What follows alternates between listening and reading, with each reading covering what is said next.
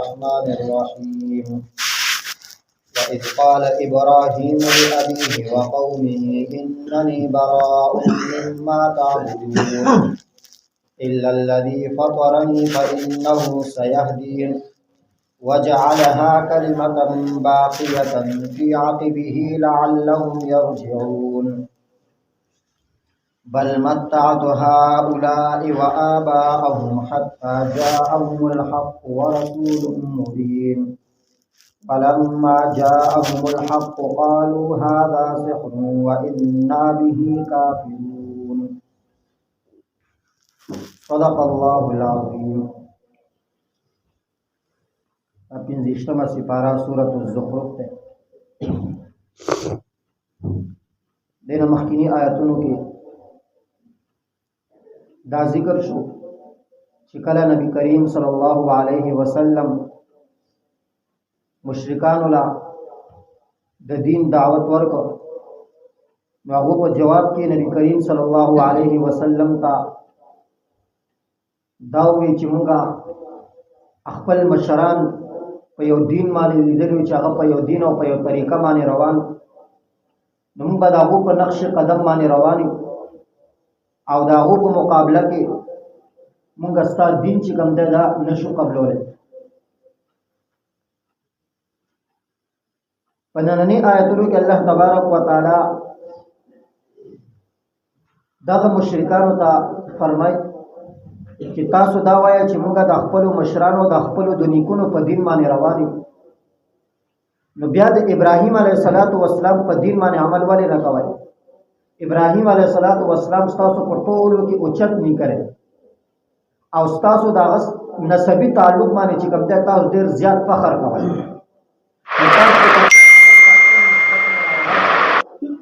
او دا خبره کوي چې موږ د ابراهیم علیه السلام په اولاد کې، نو چې ابراهیم علیه السلام ستاسو نیکه شو، نو چې د خپلو مشرانو په دین باندې عمل کوئ، نو د ابراهیم علیه السلام په دین باندې عمل ولې نه کوئ چې هغه سم دین دی، هغه خلکو ته بیان کړ دی، نو د هغه دین باندې عمل ولې نه کوئ؟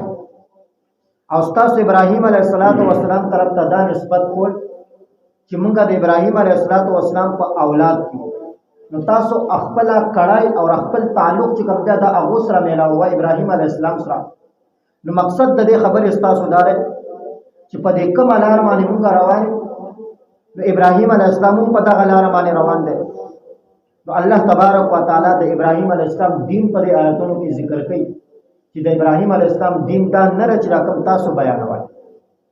تاسو چې کوم سوچ ته چې کوم دین باندې موږ روان یو په دغه باندې ابراهیم علیه السلام دی. نو ابراهیم علیه السلام بت پرست نه و. ابراهیم علیه السلام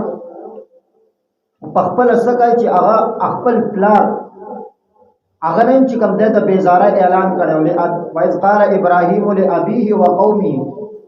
ابراهیم علیه السلام خپل قوم ته او خپل پلار ته دا خبره وکړه چې ستاسو نه بیزاره یم، ستاسو سره زما گزاره نه کېږي. کله چې ابراهیم علیه السلام ته نبوت میلاو شو، نو ټول خلک چې کوم دی مشرکان، ابراهیم علیه السلام چې کوم دی د برات اعلان وکړ د هغو نه، او د ټولو نه نږدې رشته چې د انسان چا سره چې هغه مور او پلار وي. نو ابراهیم علیه السلام پلار هم چې کوم دی مشرک و. نو ابراهیم علیه السلام خپل پلار ته هم دا خبره وکړه چې پلاره که ته د دغه بوتانو عبادت کوې، نو زما تا سره تعلق نشته، زه ستا نه بیزاره یم. سلام علیکه، زما په تا باندې سلامتیا، زه ستا نه ځم جدا کېږم. نو ابراهیم علیه السلام خو داسې نه و لکه څنګه چې تاسو کم دین اختیار کړی او د بوتانو عبادت کوئ، قبرونو ته سجدې کوئ، د غیر الله عبادت کوئ، فرشتې د الله تبارک وتعالی لونه تاسو ګرځوئ. نو دا خو د ابراهیم علیه السلام دین نه. نو تاسو څنګه ځان ته دا نسبت کوئ چې موږ د ابراهیم علیه السلام په اولاد کې، او یا تاسو چې کوم دی خپل نسبي تعلق چې کوم دی تاسو ابراهیم علیه السلام سره میلاوئ، او حالت تاسو دا دی، او د ابراهیم علیه السلام دین چې کوم دی هغه دا چې هغه خپل پلار نوم چې کوم دی د بیزاره اعلان کړ، او دغه دین چې د دې دین وصیت بیا ابراهیم علیه السلام خپلو بچو ته هم کړ، وجعلها کلمة باقیة، دغه د توحید دا کلمه د دې کلمې وصیت ابراهیم علیه السلام خپل اولاد ته هم کړ چې په دغه طریقه او په دغه دین باندې به چې کوم دی تاسو قایم اوسئ.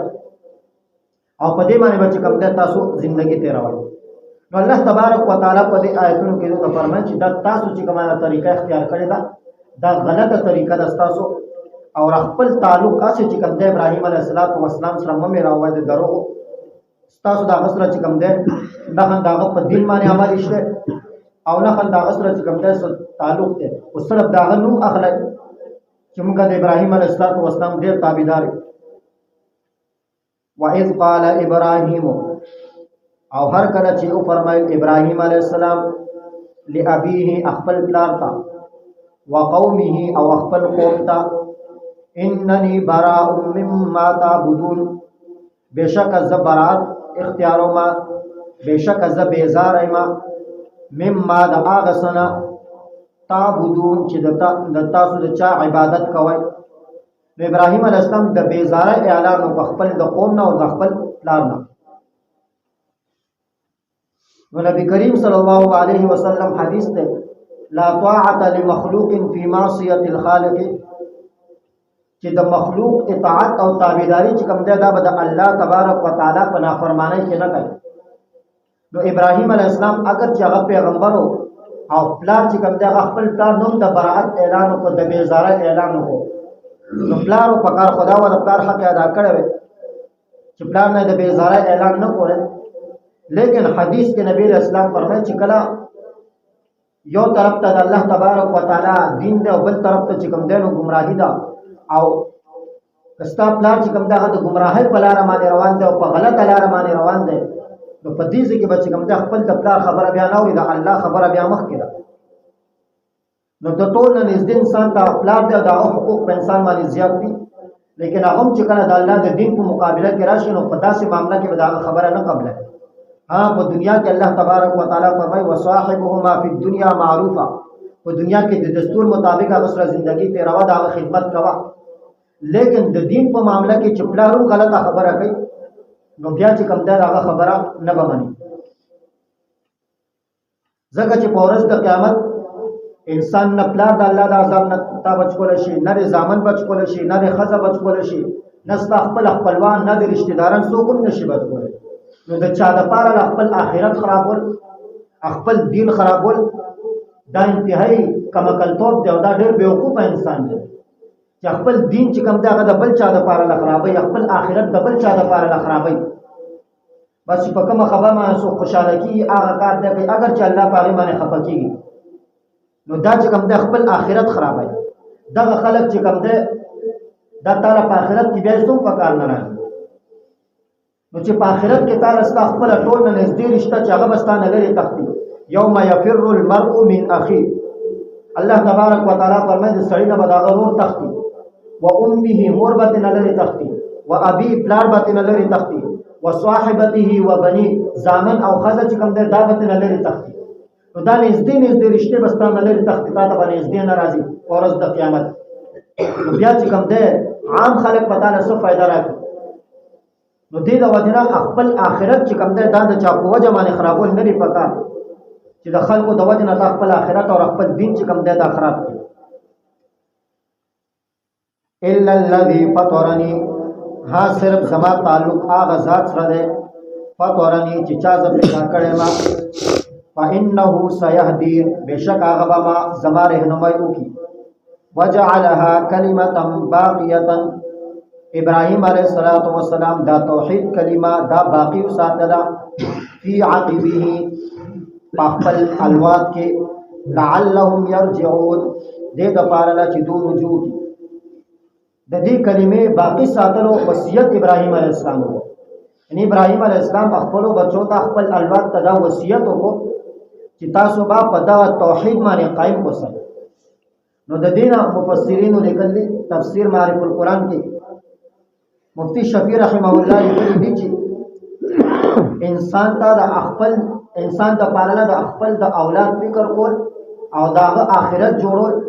او هغه په دین باندې راوستل او په سم لار باندې روانول داغه اخلاق جوړول ښه تربیت کول دا د مور او پلار په فرایضو کې داخل دي چې مور او پلار باندې کوم څه فرض دي نو په هغه فرایضو کې یو فرض دا ده چې خپل اولاد ته اخلاق او خدین او سم لار او صحیح تربیت ولوي نو دا د مور او پلار په فرایضو کې داخل دي. نو ځکه ابراهیم علیه السلام هم خپلو بچو ته چې کوم دی د دې وصیت وکړو. یعقوب علیه السلام وصیت وکړو ووصى بها ابراهیم بنیه و یعقوب. ابراهیم علیه السلام یعقوب علیه السلام خپلو بچو ته وصیت وکړو یا بنی ان الله اصطفى لكم الدین، اے زامنو اے بچو زتا ته استاد الله تبارک و تعالی د دین وصیت کوم فلا تموتن الا وانتم مسلمون، تاسو ممرای مگر په داسې حالت کې چې تاسو مسلمانان یې. د خپل د الوان آخرت فکر کول دا وو دین جوړول دم چې کوم دی د مور خپل ذمہواری ده. بل متعت هؤلاء، بلکې الله تبارک و تعالی فرمای متعت هؤلاء، ما دولا دنیا سامان ورکو څه فائدہ میولا ورکړه و آباءهم او د دو پلرونو لا. الله تبارک و تعالی فرمای چې دا په دنیا کې چې څه دوته میلو شوی دي دا دوله نور ورکړي دي، نو له سپوږمۍ ورکړي دي، نه د دو بوتان ورکړي دي، دا سچ ورکړي دي، دا علماء ورکړي دي. نو دا څومره فائدہ ولا په دنیا کې ما ورکړ دا. او چې کله د دوسم ته حق پیغمبر راغی، رښتونه پیغمبر راغی، حق دین راو، نو دو چې کوم دی پیغمبر ته وایي سحر، دا چې کوم دی دا جادو دی، و انا به کافرون، او موږ د دې انکار کوو. بل متعت هؤلاء، بلکې ما دوته فائدہ ورکړه و آباءهم او د دو پلرونو ته حتی تر دې چې جاءهم الحق، د دو سنت حق راغی، ورسول مبین او پیغمبر اخکارا بیانولو والا. ولما جاءهم الحق، او هر کله چې راغی د دو سنت حق، قالوا نو دو دا خبر وکړه هذا سحر، دا جادو دی، و انا به کافرون، او موږ د دې انکار کوو.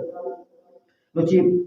پیغمبر د دو مخه د دین بیان کړ د الله تبارک و تعالی، نو پیغمبر ته وی چې دا پیغمبر جادوګر دی. د دې نه دا معلومیږي چې دو قرآن ته او پیغمبر ته جادوګر وي. نو د دې نه دا معلومه شو مفسرین لیکي چې په دو باندې قرآن اثر کړي، قرآن به چې دو ته بیانې ته په دو باندې به اثر کو، خو دا اثر چې کوم دی د دې نسبت به دو بیا جادو ته کو چې موږ باندې دا کتاب چې اثر کوي، نو دا اثر ځکه کوي چې دا د پیغمبر موږ باندې جادو کړي. نو کافرانو هم دا خبره منله چې په قرآن کې اثر رشته ده، په قرآن کې تاثیر رشته چې دا په سړی باندې اثر کوي. نو هغه باندې هم چې کوم دی قرآن اثر کو، خو بدبخت او چې هغه به د دې اثر نسبت چې کوم دی بیا جادو طرف ته وکړو چې دا د پیغمبر موږ باندې جادو کړ، نو ځکه موږ باندې د دې اثر کیږي. نو بیا یو سړی مسلمان د الله تبارک و تعالی منلو والی، هغه چې په غور سره د الله تبارک و تعالی په کتاب غور او په هغه باندې غور او فکر وکړي، نو په هغه به خامخا اثر کیږي. چې په کافرانو باندې اثر کړي لیکن قبول یې نه کو. یو مسلمان چې کوم دی چې دا هغه په ځل کې د الله یری او د الله په یو آیات او په یو خبره باندې دا غور او فکر کوي، نو په دې باندې هم چې کوم دی دا قرآن اثر کوي. الله دې په دې باندې عمل کولو. امين. الحمد لله رب العالمين.